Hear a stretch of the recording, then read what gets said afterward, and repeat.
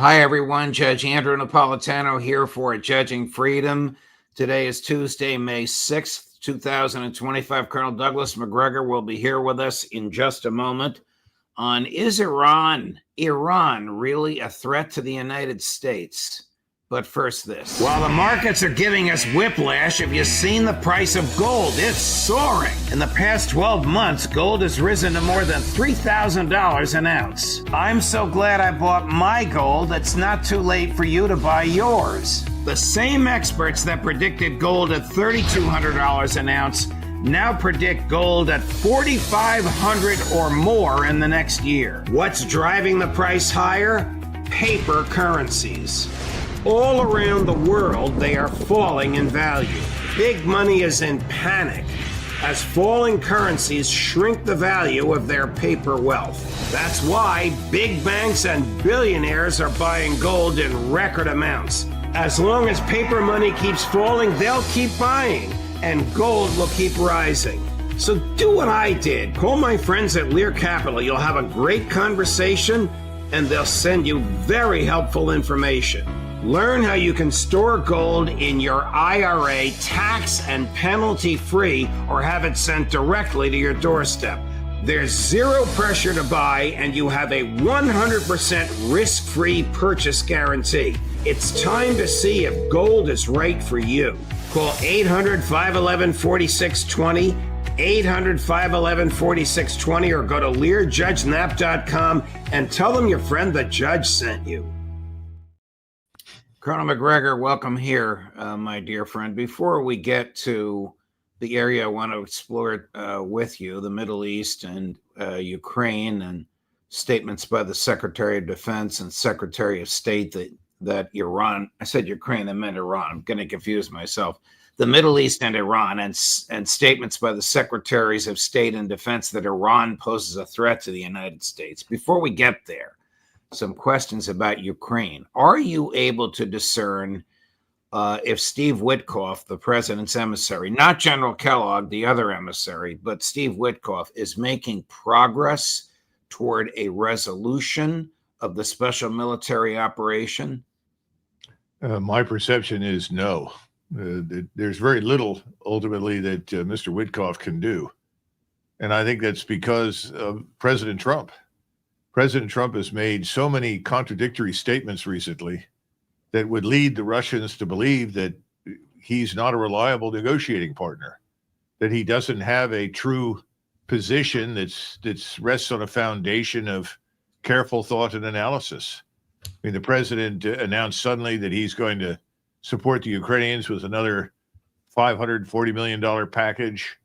And this is in part based on his meeting with this Baptist minister who visited Ukraine and came back extraordinarily pro-Ukrainian and begged the president not to abandon Ukraine. You know, this is sort of emotional nonsense that's not rooted in anything factual and is so divorced from American national interest and strategic interest that the Russians shake their heads in disbelief and have decided they'll be polite, but they're going to finish this war and it will finish on their terms. Going to run a clip for you that I know you've seen before here and elsewhere.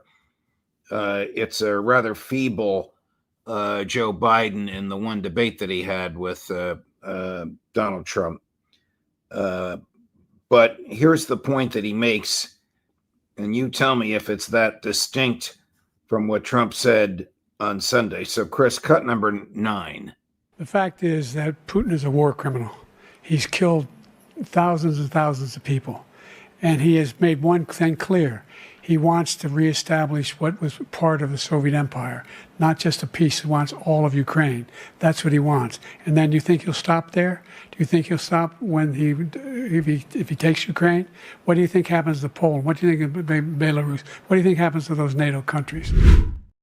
Now cut number 10, Chris. Ukraine, there's been discussions they will have to give up some of the land. Russia will have to give up all of Ukraine because that's what they want. All of Ukraine, meaning they wouldn't keep any of the land that they've claimed? Russia would have to give up all of Ukraine because what Russia wants is all of Ukraine. And if I didn't get involved, they would be fighting right now for all of Ukraine. Russia doesn't want the strip that they have now. Russia wants all of Ukraine. And if it weren't me, they would keep going.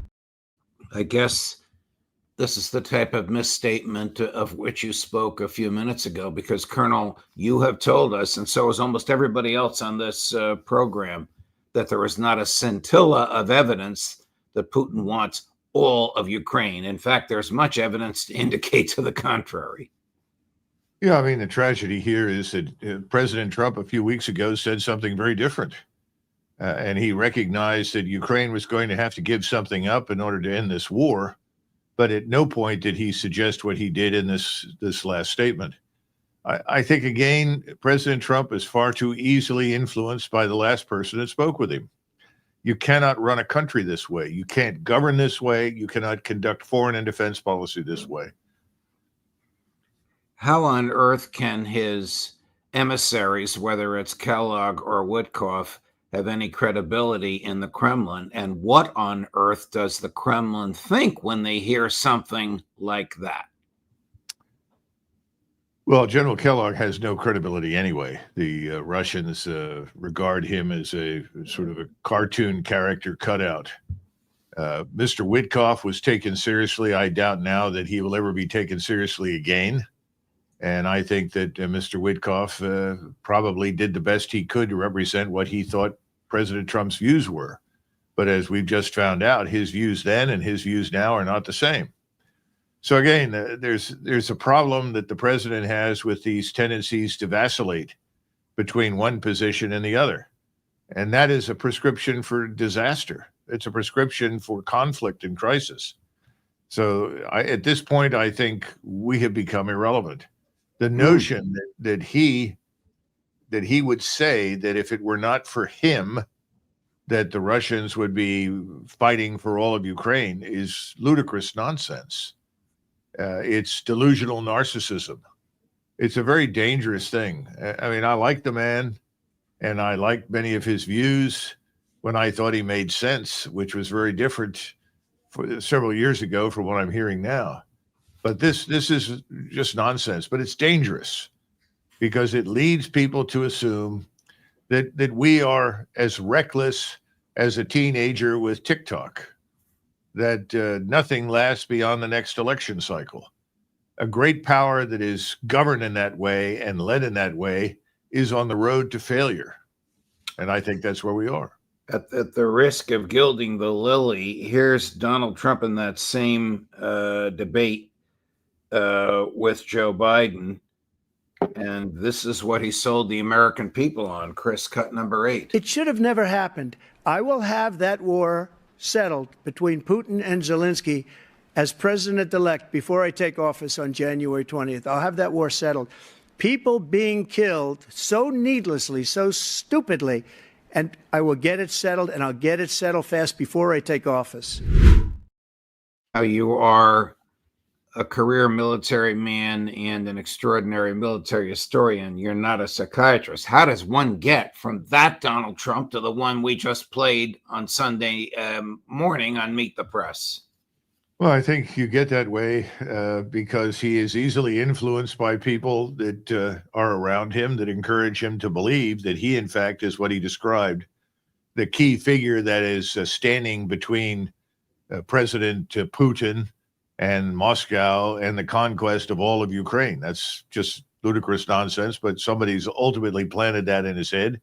That appeals to him. He likes that. The sad part is that people don't have much confidence in themselves when they change positions that radically. And the reason for that is that he doesn't know very much about Ukraine or Russia. And he's dependent upon others to tell him things. This is back to the discussion we had some time ago where you talked about the Constitution. Well, if I need to know something, I'll find someone to tell me the answer. You can't do that as president of the United States. There's too much at stake. And right now, it should be pretty clear in everyone's mind that we have an interest in settling whatever differences we have with the Russians. That should be at the top of the agenda. That's where I thought he was headed. And that made a lot of sense. Not sustaining this criminal regime in Kiev that is simply the opposite of everything that we in the United States purport to believe in. This is not a democratic state. These people are criminals. They've stolen 50% of everything that's been turned over to them and resold things on the black market. I mean, how many times do we have to see Mexican cartel members walking around with Javelin missiles or other sophisticated equipment that was picked up from Ukraine? I mean, this is outrageous nonsense. But I think it's a serious problem. And he's unfortunately fallen victim to this.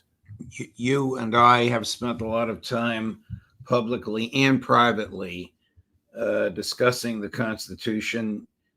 You and I recently taped a segment for your show, your terrific show, Macgregor, in which we talked about the Constitution and the rule of law and the laws of war. Again, I don't want to gild the lily, but here's what President Trump said about the Constitution in this same interview with Kristen Welker of Meet the Press. It's very upsetting. Cut number 11. In a 9-0 decision, the Supreme Court directed your administration to facilitate the return, you've talked about this in the past, of Kilmar Abrego Garcia from a prison in El Salvador, whose deportation your administration called an administrative error. Do you have the power to bring Abrego Garcia back as the Supreme Court? Well, I have ordered? the power to ask for him to come back if I'm instructed by the Attorney General that it's legal to do so. Your Secretary of State says everyone who's here, citizens and non-citizens, deserve due process. Do you agree, Mr. President? I don't know. I'm not a lawyer. I don't know. I was elected to get him the hell out of here, and the courts are holding me from doing it. But even given those numbers that you're talking about, don't you need to uphold the Constitution of the United States as president? I don't know. How can you possibly answer, I don't know, when asked, don't you need to uphold the Constitution of the United States? You and I can recite from memory the oath that he took to preserve, protect, and defend the Constitution of the United States. No, exactly. I mean, I think he probably would have been better off had he said, I need to sit down with my advisory staff, the people who are more knowledgeable about the legal aspects of this, and determine whether or not the Constitution should be interpreted in that particular way. I mean, we all know that the Constitution has over many, many years been interpreted in many different ways. Not all of us like that. I think I'm more of a constructionalist, if you are constructivist in my thinking about it. But we do know that the Constitution has been open to interpretation in the past. I don't think he meant to say that he doesn't know if he's supposed to uphold the Constitution. I just don't think that's what he meant. I think he meant we need to go back and re-examine it. But again, Judge, this is the larger problem across this administration. There is very little preparation and thinking that is going into action. Action is too impulsive. It's too sudden and frequently reckless. This is the problem with war. We talk about bombing Iran, destroying Iran, or stopping the Russians. We don't have any idea what a real war entails, not these brushfire colonial wars that we have fought in places like Iraq and Afghanistan over the last 25 years.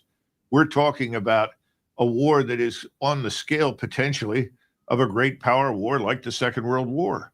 We don't understand that you have things that are called mobilization and industries that have to produce and the access to manpower in order to fill the ranks of the armed forces. Nobody is thinking in those terms. And so a lot of statements are made on impulse and emotion. I don't know how you stop it because it starts with the president at the top. Switching gears to the Middle East and Iran, Colonel. Over the weekend, Prime Minister Netanyahu announced that the IDF would soon occupy all of Gaza.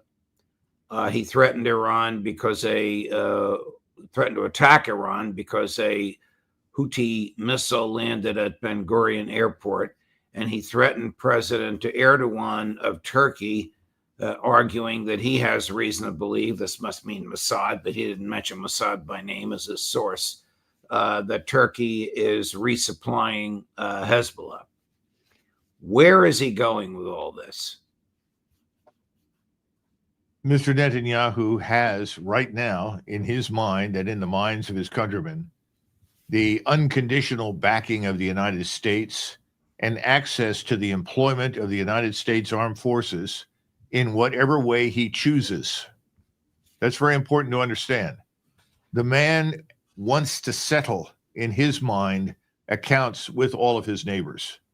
That means they have to be subjugated, killed, destroyed if necessary, in order to make the world safe for Israel and the greater Israel project. That's where he is. So he's unafraid and would seem to be at a distance incautious, but for the reasons I just outlined, he's unafraid to challenge anybody because he thinks he can take on the world, at least in his part of the world in the Middle East, because he has our unconditional backing. And this is very important to understand, Judge, because we're trying to resume talks with Iran. Anyone who thinks that the talks that we're trying to resume with Iran have any interest or importance to Mr. Netanyahu is wrong. Mr. Netanyahu has an agenda, and that agenda means to subjugate Iran, to take away its capacity to produce a nuclear weapon permanently. If that means destroying Iranian society, if it means killing the members of the Iranian government, that's fine. That's where he is. When we talk about Gaza, he's not talking about simply moving into Gaza. He's talking about finishing off what there is left of the population in Gaza. And he's probably aware, because I'm sure the Mossad has provided him with this kind of intelligence, that if he goes in and butchers the rest of this population or sets out to, that the Egyptian army on the other side will not sit and do nothing. They will become involved. And the king of Jordan has allegedly, privately said, if that happens, that he will support the Egyptians. Now, that's the beginning of a regional war, because neither the Iranians nor the Turks nor the Saudis nor anybody else in the region are going to sit there quietly and ignore what happens. Iran has a very close relationship with Egypt. There are agreements in place. The Chinese recently conducted exercise with the Egyptians to send a very strong signal that they are not going to sit by the wayside and do nothing in the event that the Egyptian state comes under attack by Israel. And the Israelis have talked about that because they see the necessity of destroying everyone in their path in order to achieve their objective. So I don't know that we should expect much to come out of these talks between Iran and us. I would not be surprised in the least if the Gaza blows up, explodes, and what I just described happens and drags us into a much larger regional war, a war for which we really aren't prepared. Does Iran pose the remotest threat to the national security of the United States of America, Colonel Macgregor? No, and it has never posed a direct threat to us. Unfortunately, we've had every think tank in Washington that has been ultimately taken over and run by Zionists, and they have been promoting this notion for the last couple of decades, probably longer, that all evil and trouble in the Middle East begins with Iran, simply because Iran has been in the forefront of resisting the Israelis. And anyone who resists the Israelis and what they want to do is the enemy and has to be destroyed. Therefore, it has to be demonized as much as possible. That's what's happened. I mean, you could talk to any number of people that I served with. Oh, well, let's just finish Iran off and get it over with. They're just a problem. Somebody said to me recently, well, look, they killed our soldiers in Iraq. And I said to this man, what would we do if we were watching a foreign army in northern Mexico essentially fight a Mexican insurgency? What would we respond to do? I mean, what actions would we take? I said, certainly, I think we would probably help the Mexicans against the foreign invader. It's in our interest to do so because we don't want a foreign invader who's hostile to us on our borders. I said, the same logic applies with the Iranians. And by the way, the Iranians taught the Iraqis what to do, the Iraqi resistance, and they did it. That's part of the rationale that Mr. Netanyahu persuaded Trump was the justification for killing General Soleimani. General Soleimani had worked tirelessly to help us and support us in destroying ISIS. Soleimani was instrumental in bringing about an arrangement for peace in southern Iraq and getting Muqtada al-Sadr and a number of other people out of Iraq so that we could essentially get the Shiites to stop fighting us. This is back when we had the surge, which really was not just a military surge that cost us 1,000 lives, but hundreds of millions of dollars in cash that were passed out to buy friends. All of that was part of it. Then suddenly we turn around and kill Soleimani, who is a legitimate member of the Iranian government, effectively the equivalent of senior national security advisor to the leadership of the country. And we acted as though this was justified. It wasn't. It was a mistake. I don't think we've ever had a true picture of Iran or what it does or doesn't do, because the Iranians have always involved themselves if it was necessary to protect fellow Shiites. The Shiites are a minority in the Muslim world. There are Shiites in the Gulf. There's some Shiites actually in Saudi Arabia, not many. Shiites in Yemen, as we know, Shiites in southern Lebanon. They have helped those people whenever they could. Now, if you want to say that's terrorism directed at Israel, because Israel has found itself at war with the people in southern Lebanon, you could take that position. But before the Israelis occupied southern Lebanon, there was no such thing as Hezbollah. In other words, much like our own behavior in Iraq, and to a large extent, I would argue, in Afghanistan, we have cultivated our own enemies. The Israelis have cultivated their own enemies. But these people that are opposed to what the Israelis want to do to them are not necessarily interested in us. They never have been. In fact, Iran has bent over backwards to try and find some way to reconcile with us for the last 20 plus years. We've walked away from it because of Israeli pressure. By what conceivable legal, moral, or political justification would there be for international inspection of Iran nuclear capabilities, but no inspection of Israeli? Well, this is ultimately there isn't. I mean, we know that. And it's really Israel's monopoly that Israel wants to maintain, because it's that monopoly on nuclear weapons that enables the Israelis to bully their neighbors. You know, if you attack us, we'll use a nuclear weapon against you. That's a pretty powerful incentive for anybody around you to stay away. And I think that it, to some extent, has helped Israel, but now I think it's a burden, not an asset. But the Israelis don't see it that way. They see this as justified for a whole range of reasons that we don't need to go into, that they think they deserve special treatment because of what happened to them 80 years ago. Again, this is another matter. I don't agree with that. I think that the Israelis, if they really do want some sort of arrangement, they should join the international community. They should accept the International Atomic Energy Commission's views. They should work with the international community as well as within their own region. But they're not going to do that.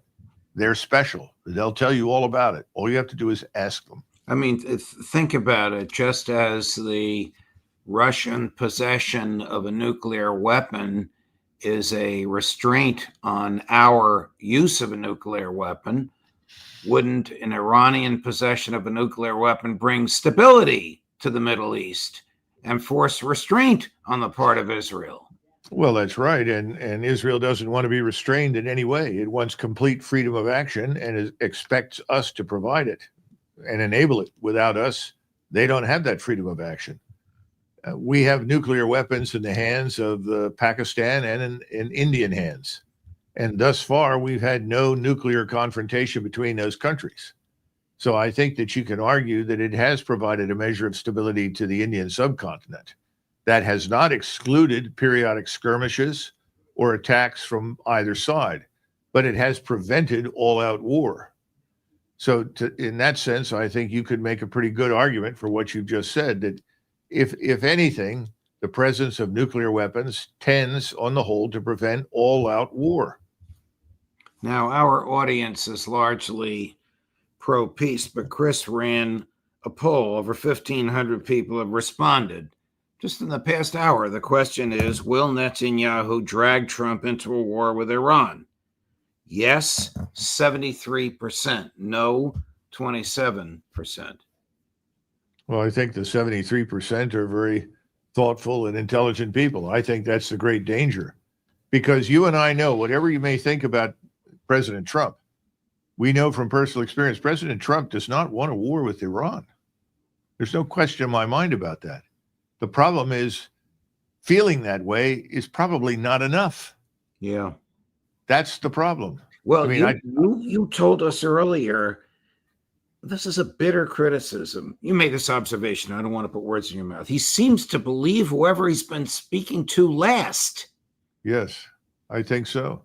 He can go to Camp David with this minister friend of his and come back and have an entirely different attitude about Ukraine. He's not talking to CIA or DNI or Defense Department or State Department. He's talking to a minister, and she changes his mind entirely on Ukraine.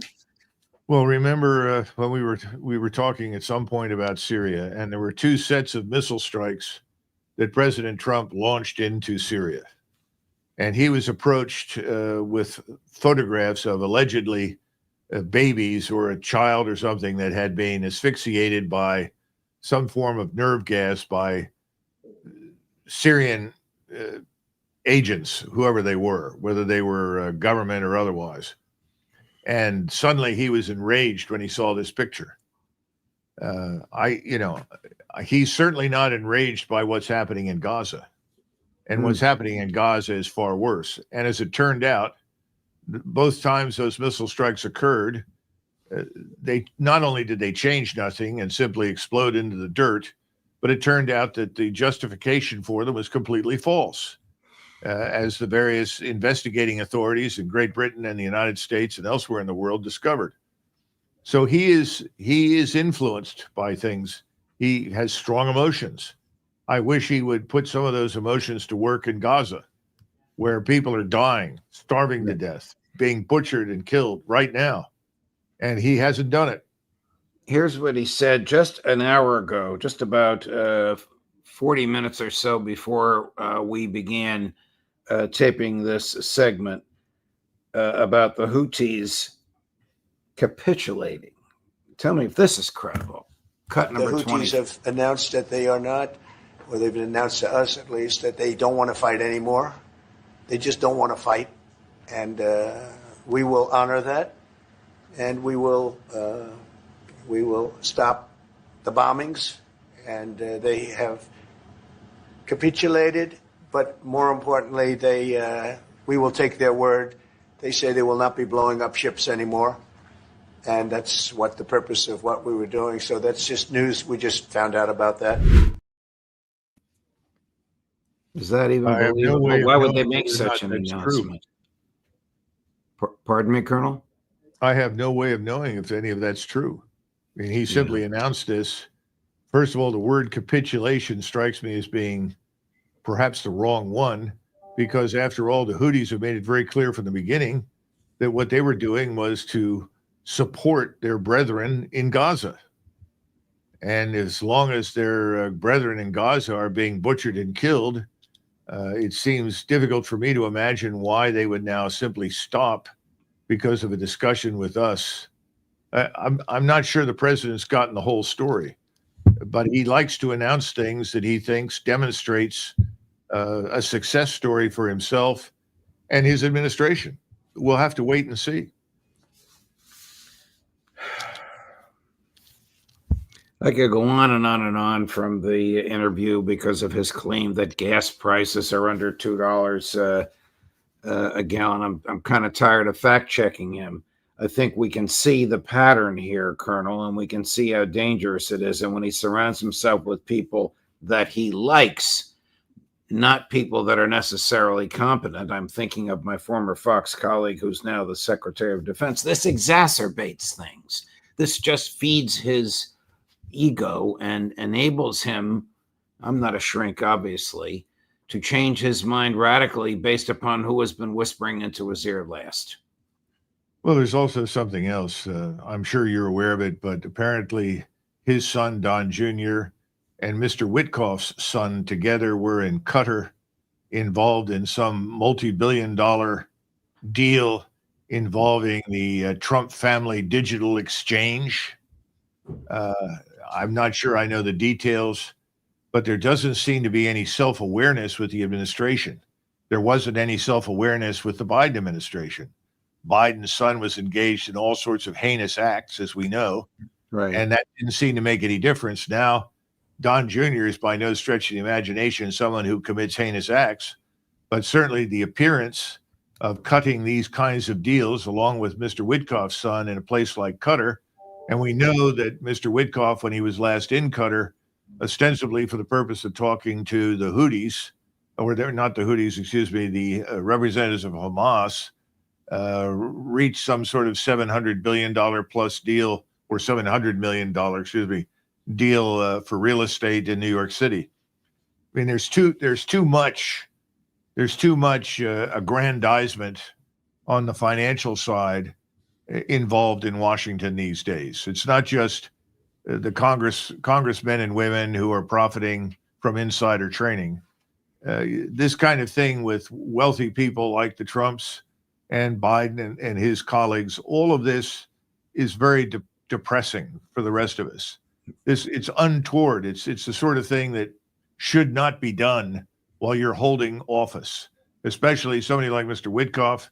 I'm sure that he and Mr. Trump are doing a land office business. That's how they got billions of dollars. But is this the sort of thing one ought to be prosecuting while you are representing the United States? Of course not. Maybe now we know why Witkoff is just the president's personal emissary rather than an officer of the United States requiring an FBI background check and confirmation by the United States Senate and compliance with certain ethical standards, which would prohibit, at least on their face, the self-dealing of which you spoke. So much more for us to talk about, Colonel, but I've kept you long enough. Thank you very much for your time. These conversations are not always happy, but they are always illuminating. And it is a pleasure and a privilege for me to be able to pick your brain on a subject about which you know so much. Thank you, Colonel. Thank you, Judge. Good to see you. Likewise. Coming up at 3 o'clock this afternoon on all of these topics, she's written an unbelievable piece called Washington at War, about the battle for Donald Trump's brain and heart among his inner circle. You won't want to miss that. Colonel Karen Kwiatkowski, 3 o'clock today. Judge Napolitano for Judging Freedom.